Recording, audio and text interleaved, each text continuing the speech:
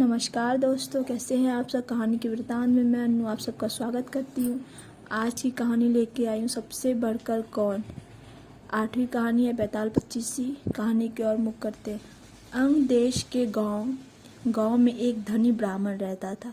उसके 3 पुत्र थे। एक बार ब्राह्मण ने एक यज्ञ करना चाहा। उसके लिए एक कछुए की जरूरत हुई। उसने तीनों भाइयों को कछुआ लाने को कहा। वे तीनों समुद्र पर पहुंचे। वहां उन्हें एक कछुआ मिल गया। बड़े ने कहा, मैं भोजन चंग हूँ, इसीलिए कछुए को नहीं छूऊंगा। मंझला बोला, मैं नारी चंग हूँ, मैं नहीं ले जाऊंगा। सबसे छोटा बोला, मैं सैया चंग हूँ, सो मैं नहीं ले जाऊंगा। वे तीनों इस बहस में पड़ गए कि उनमें कौन बढ़कर है। जब वे आपस में इसका फैसला न कर सके तो राजा के पास पहुंचे। राजा ने कहा, आप लोग रुकें, मैं तीनों की अलग अलग जांच करूंगा। इसके बाद राजा ने बढ़िया भोजन तैयार कराया और तीनों खाने बैठे। सबसे बड़े ने कहा, मैं खाना नहीं खाऊंगा, इसमें मुर्दे की गंध आती है। वह उठकर चला। राजा ने पता लगाया तो मालूम हुआ कि वह भोजन शमशान के पास के खेत का बना था। राजा ने कहा, तुम सचमुच भोजन चंग हो, तुम्हें भोजन की पहचान है। रात के समय राजा ने एक सुंदर स्त्री को मंझले भाई के पास भेजा। जो ही वह वहां पहुंची कि मंझले भाई ने कहा, इसे हटाओ यहाँ से, इसके शरीर से बकरी का दूध की गंध आती है।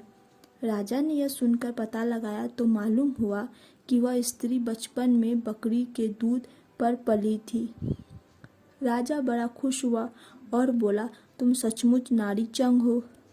इसके बाद उसने तीसरे भाई को सोने के लिए 7 गद्दों का पलंग दिया।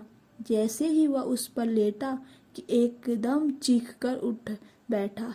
लोगों ने देखा उसकी पीठ पर एक लाल रेखा खींची थी। राजा को खबर मिली तो उसने बिछोने को दिखवाया। 7 गद्दों के नीचे उसमें एक बाल निकला। उसी से उसकी पीठ पर लाल लकीर हो गई। राजा को बड़ा अचरज हुआ। उसने तीनों को 1-1 लाख असरफियाँ दी।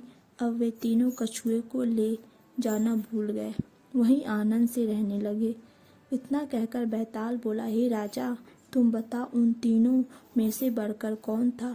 राजा ने कहा, मेरे विचार से सबसे बढ़कर सोचा सेयाचंग था, क्योंकि उसकी पीठ पर बाल का निशान दिखाई दिया और ढूंढने पर विस्तार में बाल पाया भी गया। बाकी 2 के बारे में तो यह कहा जा सकता है कि उन्होंने किसी से पूछकर जान लिया होगा। यह सुनते ही बैताल फिर पेड़ पर जा लटका। राजा लौटकर वहां गया और उसे लेकर लौटा तो उसने यह कहानी कही। दोस्तों, आपकी आज की प्रस्तुति कैसी लगी आपको?